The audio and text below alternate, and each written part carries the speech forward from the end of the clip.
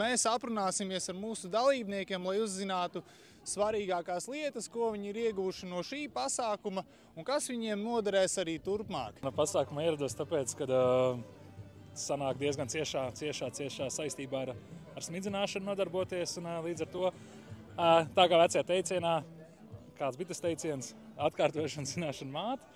Es pārstāvu kooperatīvu Latraps. Esmu pats no Reizeknes. Īstenībā ļoti labas tādas atziņas tika gūtas no ārzemju viesiem, gan no Amazonas, gan arī no Rovences pārstāvja no Spānijas. Ļoti interesanti tieši arī par darbīgo vielu sajaukšanos un arī izturību dažādās pH reakcijās. Intereses pēc uzzināt ko jaunu, apskatīties jauno tehniku, apskatīties jauno smidzinātāju, kādas tehnoloģijas tiek pielietotas. Arī ļoti interesanti pastāstīt par ūdens kvalitāti.